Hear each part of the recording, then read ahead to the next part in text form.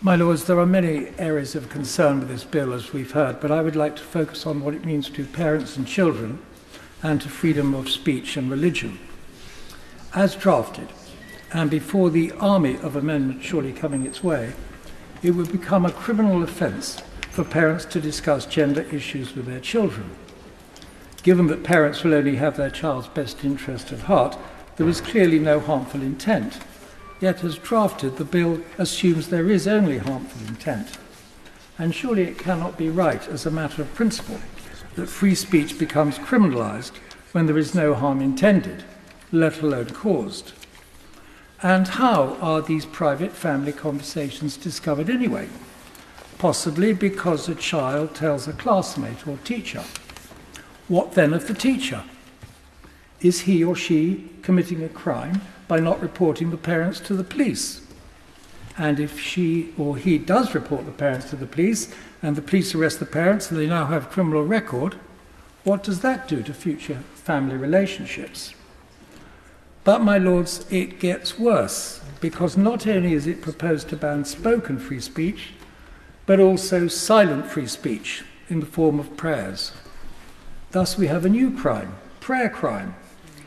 Ban conversion therapy's founders say a ban must cover gentle, non-coercive prayer, before going on to confirm that prayer has a pernicious power, and then linking prayer and corrective rape. Humanists UK say the ban must cover repentances, willfully ignoring that repentance is a core belief of the Christian faith. And as drafted, will our own Right Reverend prelates face prosecution too, if, for example, at Sunday school, they were to read from any of St. Paul's letters to the epistles to the Romans, or the Galatians, or the Corinthians, or the Hebrews, or to James? And would not imams and rabbis and gurus also not be liable for reading from their scriptures?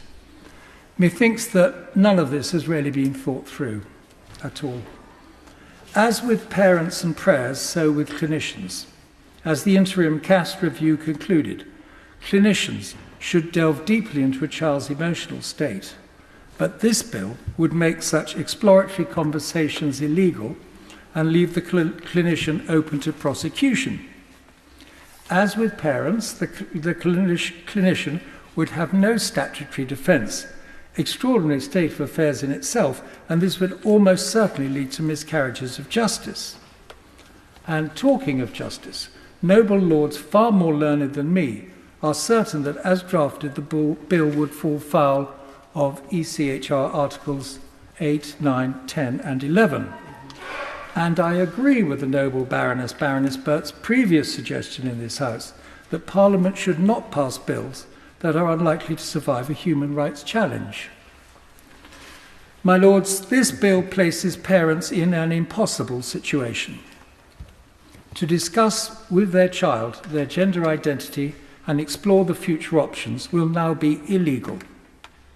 But what remains legal, the Tavistock mermaid solution of brain-damaging cross-sex hormones, the pubescent breast binders, the teenage double mastectomies, the physical and chemical castrations, the testosterone injections which so ravage the young female body, the puberty blockers that lower IQ, the breast enhancers, the pumping up with steroids and artificial hormones. It's all too awful for any loving parent to consider.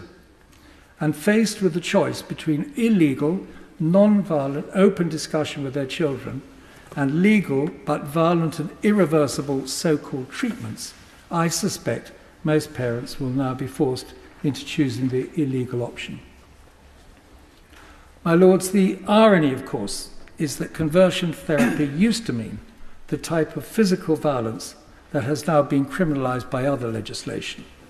Yet the proponents of this bill have no hesitation in inflicting a different type of physical violence on the children of those who oppose them.